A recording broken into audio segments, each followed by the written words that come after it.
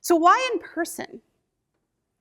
I consult a lot of companies on their hybrid work or their in-office, and they'll be like 3 days a week. Why?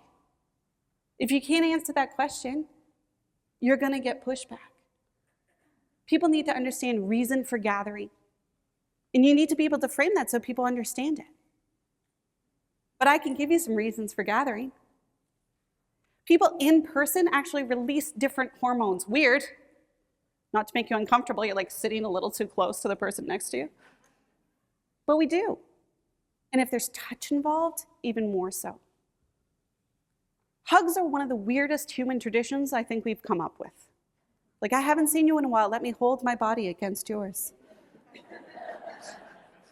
I've just met you, let me hold you for a minute.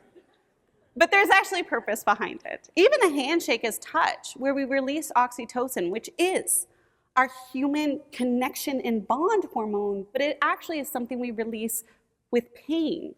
So it's our natural pain reliever that we release not enough of during childbirth. But it actually helps with emotional pain. So there's research that if you are going through physical pain and you're around more people, you experience less pain. That is true on the emotional, psychological side as well. Just being around people, they're not even doing anything, just being around people. The hug, fascinating literature.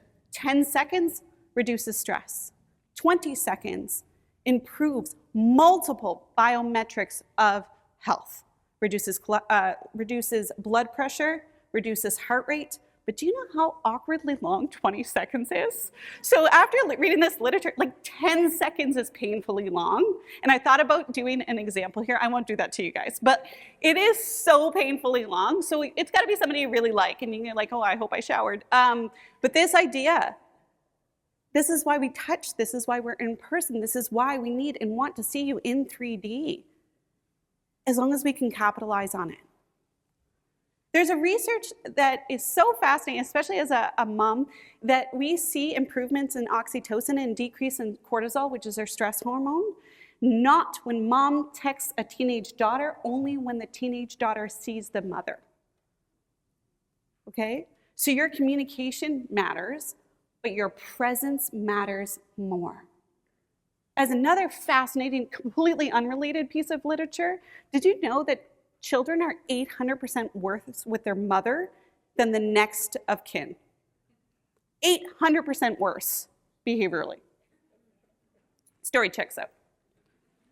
We need a clear purpose on gathering. Now, I have to go back and say this joke is for the Canadians in the room, so basically your audiovisual team and the 4 other people.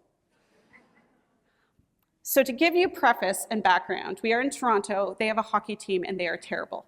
Okay, these are the facts you need to know, and then you're going to come with me. So, we need to have a clear purpose on gathering. And for people that run events, they're like, yeah, of course. No, I even mean in small gatherings. So if you've ever been on vacation with somebody that's not also on vacation, so if you have somebody and you're like, I've committed to disconnecting from work for the next week, and the person you're with is like, I have not made the same commitment. It is so hard to then disconnect for you. You need to have a clear understanding and a common goal when we gather. If you don't, revisit that and have effective communication about that. Same with meetings. What are the common goals, guys?